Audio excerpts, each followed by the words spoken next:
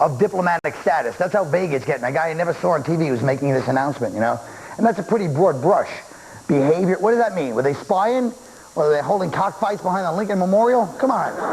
You go by the White House, they're sitting on the Great Lawn with a cooler, a picnic blanket, blasting salsa music. Grandmother's got a tube top, she's showing the little kids how to dance. You know. Did you see yesterday that Al-Qaeda sent 4 suicide bomber trucks, blew up an apartment complex and killed a bunch of people, including Americans? And you know what? Liberals are right. That Bush is such a warmonger. Did you see his warlike speech yesterday? We will show them the meaning of American justice.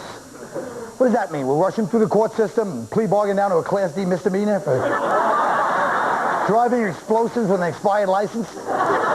What happened yesterday would never have happened in a democracy. They wouldn't even have had a chance to load that stuff into a truck. Because in a democracy, you have Teamsters.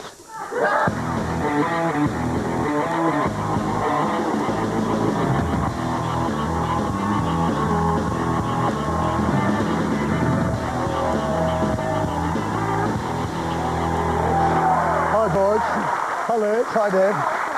Now, given the Saudi people's connection to 9/11 and Al-Qaeda, is it time we took a tougher stance with this nation? Liz, Winstead. Oh, was Saudi Arabia connected to 9/11? Yeah. I had no idea. You know, the thing with women is sort of intense. I mean, there's some things we should toughen up, like women should be able to have an education, and that lighting them on fire thing's sort of bad. But what I enjoy, actually, is that Saudi women are assigned a driver because they're not allowed to drive. So I say, stop burning the women, keep the chauffeur thing. You know, this is crazy. Call me Knucklehead Johnson, but the way the Saudis treat the women is the one thing I agree with. Go ahead, Mr. Knucklehead Johnson. That wasn't David Allen Grier, that was Knucklehead Johnson. That's right. Knucklehead Johnson. It's a character he does. Thank you. Well, eventually we got to stop meddling everybody's business. We can't go around just you bomb enough people, somebody's going to bomb you back. I don't like any war. You know, we're pushing it. You know, too many. They're the ones that started this. We didn't bomb 9/11. We didn't bomb us. But we should have bombed Saudi Arabia before anybody. I agree. But everybody, wait a minute, 11 of the 19 terrorists dropped money on their heads. everybody in Saudi Arabia didn't do it. It's just a few people find them. You offer them $1 billion, somebody turn them in. Like I said before, I bust a cap on my mama's ass for $1 billion. You know what I'm saying? Offer people some money. There you go. And they'll turn them in. Yeah, but they got too much money. They got gold-plated AK-47s. Exactly. But there are people that don't have money. There are people there who don't have money. They got gold-plated AK-47s? They do. I got to go over there. But that's you're the right. point in Iraq. They say that the bill for the war is coming in, like it's like you're at a restaurant. The bill for the war came in. Oh, who ordered Scud? You know. $80 billion. That's what it costs to invade Iraq. $80 billion. There's 20 million Iraqis, so we could have technically dropped $4,000 on the head of each Iraqi, and I reckon then they'd like us. They say, why don't they come out and embrace us? Drop money on their heads. They'll come out. Well, what was a more beautiful scene after we liberated Iraq and those sounds of joy and freedom? Yeah. That was wonderful. There is nothing I love more than when my entire nation's sewer system's gone to because the Americans bombed it out. Thank you. What now I don't I can pee on Wait a minute. myself. What I don't understand. As opposed to the lovely mass graves that they had before we came over there, I'm sure No, they they were like there. those too. I think we made some of those mass Oh, I graves think in 91. I think 5,000 people a month were starving over there each month when Saddam was in charge up until Tommy came in. Yes, 5,000 people a month are starving. Where? In the United States. Dying? Really? Dying in the United States? Yes, they 5,000 people a month are dying? Not only are they That's dying, not true. they're unemployed. And That's a lie. Yeah, unemployed is one thing. And they don't have any They're not dying of starvation in the United States. Just 5,000? That means the economy's doing well. Oh, It makes a point. you know what? Help me with this before you go any further. Why don't we blow up these countries, then we have to go back in and build them up? What the hell is that point? It does seem like a strange process. It's all corporate America. It's urban renewal. Well, then blow up Cincinnati if it's urban renewal. And then not go back in. That's what I say Blow about up Salt Lake Cincinnati. City. You ever been there? Salt Lake City's so boring. In your hotel room, you actually read that Bible. I ain't lying. You ever go there, you get great. I'm going to write that one down. Now, some people are saying, speaking of this, the celebrities are still feeling the backlash, this big backlash that I haven't seen from the anti-war stances. MCI said to be considering dropping Danny Glover because remarks he made that were anti-Bush, pro-Cuba.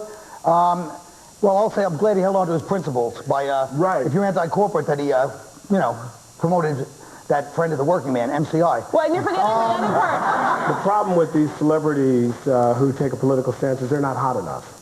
We need a hotter. Don't you say that because I know a lot of people took a stand. I want Christina Aguilera.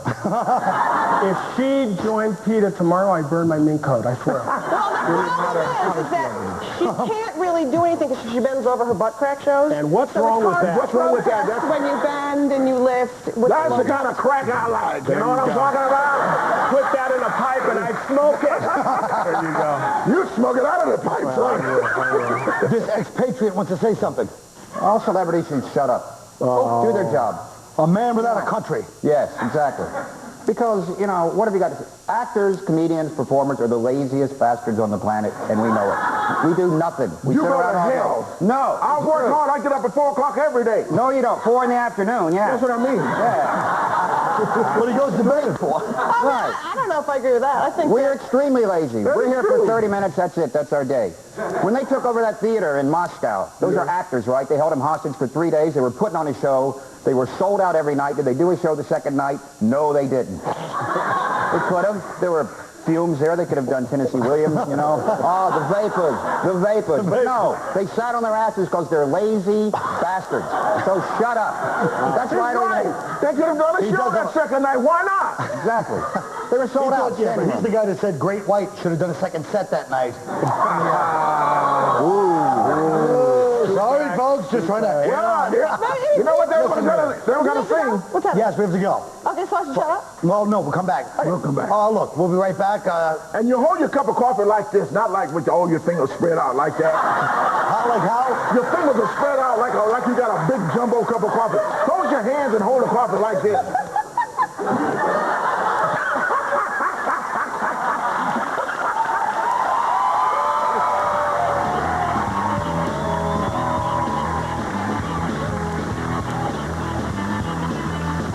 Tomorrow.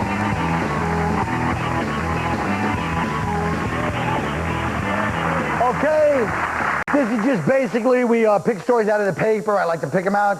Not a big deal. We see what he thinks about them. You know what I mean? This one is very sad to me. A notorious IRA hitman has been exposed 25 years. He's been working for the British government. I knew there was a reason 100 Irish guys couldn't beat the entire British Army. And I'll tell you something else. Look at his name, Alfredo Scappaticci. That's the guy's real name. I wish DePaulo was here right now to show what his people have come to. Yeah, he's Italian. How did they not notice that he wasn't Irish? You say, oh, Johnny Mad Dog Adair's coming after you. Or Colin Guinness Legs Quinn. You know, you're scared, right? Oh, Alfredo Steak Knife, S-T-A-K-E. He can't even spell. So I'm sure all his spy missives are like, leave beefcake under pork beach. Donut contact policy. He can't spell. That's not the point. The point is this turncoat. With all these terrorists in the world, the one group of freedom fighters they had to go after. Wait a minute. Only you care about. I got another good story. Okay. If you thought that really, and that one really got you guys going, by the way, thanks. I don't know how much more of a setup than a guy Alfredo Scappaticci Northern. It was kind of a, sorry. This lady, they're trying to bring her on attempted murder charges because she tried to kill her husband by wearing a lot of perfume because she's allergic to perfume. And he could die, so she sprays on a lot of perfume. Very smart lady. That's what I say. This is the greatest story because it's also she lit scented candles and had potpourri around, which means that she just become class action suit by every guy who has a fat ass wife who lives in a cul-de-sac that watches Oprah. Because that's all that is. Plus, maybe, I also think maybe she just scrubbed and scrubbed and scrubbed and she still smelled like ass. Oh. I don't know. No, but she knew this guy. She's like the Dr. Germ of America, I think. Dr. Germ, she's got Chanel 19 on, and the guy can't deal with it. It's kind of a chemical war thing, isn't it? I mean, it's the same thing as a chemical war. But she knew. She knew her husband was allergic. I just wanted to bring Dr. Germ's name in, because, she's big news right now. Am I the only one who gives a damn about Dr. Germ? I guess so. I love Dr. Germ. You know who she is. She's the female Yeah, we know who she is. Yeah. As opposed to Mrs. Anthrax. Fine. Anthrax. It's all starting to sound like a clue game, isn't it? Yeah. Dr. Germ, Chemical Alley. All right. This guy's accused of stalking Sandra Bullock. Yes. For over a year. Yes. Okay? He's been ordered by a judge to stay at least 200 yards away from her. This, by the way, is the epitome of what's wrong with this country. It's stupid. It is stupid because, first of all... I mean, the audience is 200 yards from me. What the hell is that? You know what I mean? Yeah. It's not 200 yards. Well, it's close enough. I'd like to play football with you. 200 feet, yards, Yeah, what doesn't you matter. dumb age, you're We'll across at the the top street row. from the lady. What 200 yards? What stupid idiot? They can do some stupid stuff. Well, sometimes. now, wait a minute. If they It's really like want to giving people punish 3 him, consecutive life sentences. Why the hell you waste my money and time to do like that? How do they arrive at 200 yards? Yeah. Why do they say 200 yards? That means you can stand at 201 yards away and go, hey, Sandra. Oh, Right, girl. Don't cross the line. Don't cross the line. I'm here. Can't get me. Oh. But don't you think even the fact that we have orders of protection is a joke? Why have an order of protection? All it is the piece of this deluded psychopath. The one thing he believes that doesn't stop him from killing you is that you love him. And they get a piece of paper and hand it to them going, yeah, and she signed it. This is the one thing she doesn't want you near her. Why don't you just give him like a hunting knife and a cabin in the woods with cement walls? And don't you think it's a little ridiculous? The order of protection is you. And at least in the 40s, they had bigger movie stars. They never got stalked because the studios would hire like the cops to throw them off to Pena Canyon. but how do you It's know? freaky. No, I don't know. Colin, it's freaky. I literally am like the lowest level tiered basic cable person there is. And I had some freak writing me letters from prison saying, when I get out, I want to come and take you out of the world with me and have a double murder-suicide because the world's so ugly and you don't want to live in it. And I'm like, And you told me dude, that- I'm not that funny. Like, go stop like Nicole Kidman or something. Like, so they find you. First of all, that's not what I said. Out of context. Don't mince my words. Don't mince I my said I words. love you, I want to marry you. Come on. What is that against the law? Quick, we're going to miss the favorite story of mine. The stock market, okay? Kids from PS50 in the South Bronx invested in the stock market, gained 44% over the past year. At the same time, the Dow Jones gained 1%. So that just goes to show you, okay? I know it was shocking to believe that we've been getting ripped off all these times by guys in $1,000 suits, not looking out for our best interest financially. But anyway, these kids made more money. You should invest over That's there. not from the New York Times, is it? No, that's It's not. Every story is from either the New York Post or the Washington Times or Fox News on the show. It's like Wall unbelievable. Street whiz kids. And by the way, That's not true. I don't even... By the way, the Dow was up yesterday 100 some points, and you know what that means to people like me and you? Not a damn Right. thing. He's up 100 points. I don't even know who Dow Jones is. It's scary. In fact, it's so bad. I just recently moved all of my money from my savings into my checking. I want to know where you can cast such a fake aspersion as to say all our stories are from the damn Post or the Washington Times. That's an bold-faced lie. Well, I'll tell you why. Guys, You have 2 Mr. minutes to Man? go do whatever you want. We'll be right back. Just come back when you're done.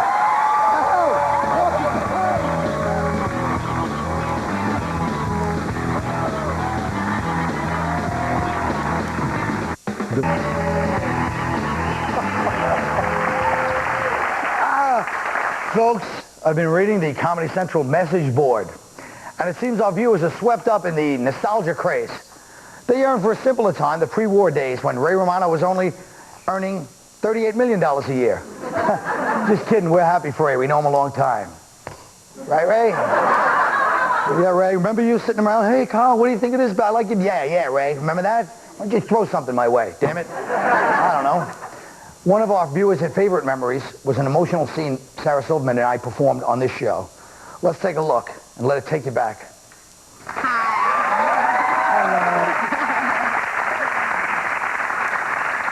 Sarah, I understand you're doing great in your career right now. I am doing. Well, that's thank great. you. You I'm deserve doing it. all right. You're funny and you're so cool of a person. Oh, thank you. We go back a long way, right? When you first got to New York, I think. You were one of the first people I met when I came to New York. Yeah, that was a long time ago. Yeah. What were you, 22 or something? No, I was 18 when we met. Oh, yeah. Yeah. I didn't know that. Yeah, no, you did know that actually, because I remember when we met at the Comedy Cellar. I remember I told you I was only 18, but that didn't really seem to matter to you. Maybe you were 18, that's right. Yeah, it definitely was. I don't think I was on TV at that time. No, you were on TV because I remember when I met you, I was very excited and kind of starstruck, and I was very impressionable, and I was very vulnerable, and you took you took full, that behooved you. So what is this new HBO series you got going? Yeah, I might be doing something on HBO, but remember when I was 18 and you were like 30 and you had like no no problem making out with me and acting like, you know, really letting me believe that, like, you were my boyfriend. Well, I was. I mean, I thought I was. Well, maybe we should talk about the Middle East. That's an important issue to you. Israel, you're Jewish, and... Keep it down. All right, sorry. Israel, and what do you think of the Middle East situation? It's kind of a tough situation, Yeah, right? it's a good thing to talk about the Middle East. Yeah. You know, because Israel is... It's a young country. We forget that. I mean, it's just like 50 years old, which, you know, in country years is like, say, 18. And it's a vulnerable country, and it's an impressionable country. The Arabs are like, you know, they really have a history, and they really kind of rest on that history and know that Israel is going to be impressed that they were on remote control and that they, you know, are a big deal. You know.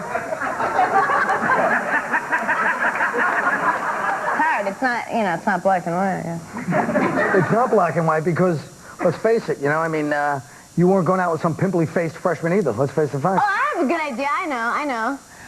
You know how I'm doing your show right now? We're both and on then TV after the show, maybe I'll go downtown to like the college campus area and I'll rape a child. Well, that's not exactly what happened. No, we both can. We can both do it. We'll go downtown and we'll find some kids that probably have like seen us both on TV, and we'll take advantage of, you know, we'll put a little trance on them, and we'll take advantage of them, and we'll make out with them, and then just laugh about it. Yeah, Get some beers. I didn't laugh about it.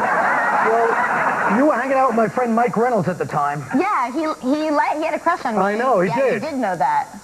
So, you know. So when were you going to tell him that you were going to make a move on me? I told him that night.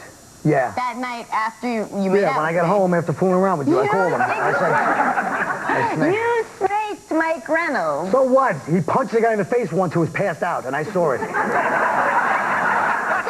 No, but you kicked a homeless guy in the face. That's true. So what do you have coming up next? You still doing Jesus' Magic? Yeah, I'm doing my show, Jesus Magic. I'm going to bring it to New York in the spring again, and this movie, and that's about it. All right. So, all right, thanks for coming on. Yeah, thank you.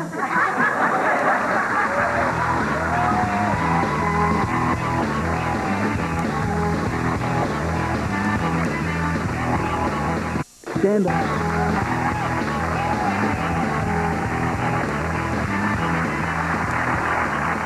Experts estimate that in the United States, somebody starts a lawsuit every 5 minutes.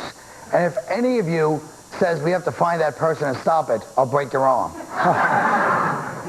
If you could sue one person or organization that's wronged you, who would it be and why? Let's start with Rich Hall. Ooh. I would sue George Wallace for trying to convince both me and the viewing public that they are 200 yards away. Let me show you something. Look at this. Look, George. 10 feet, 20 feet. Does this look like 200 yards here,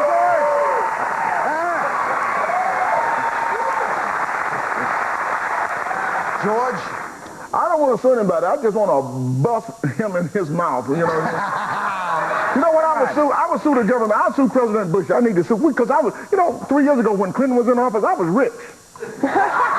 Now I'm back here doing the Colin Quinn show trying to make my money back. You know what I'm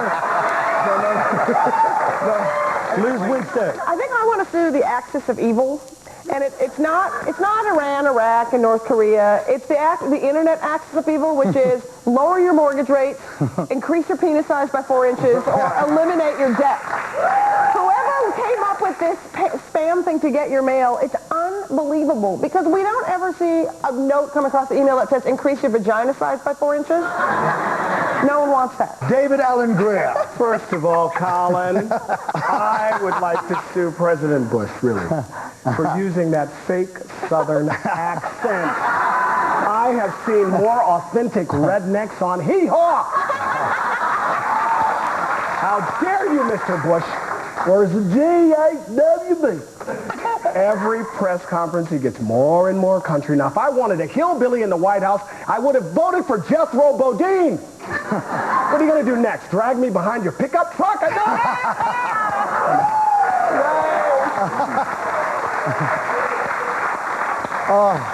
Well, this has been a long time coming. I would sue my father for not beating me until I played a guitar all day, every day for my whole childhood.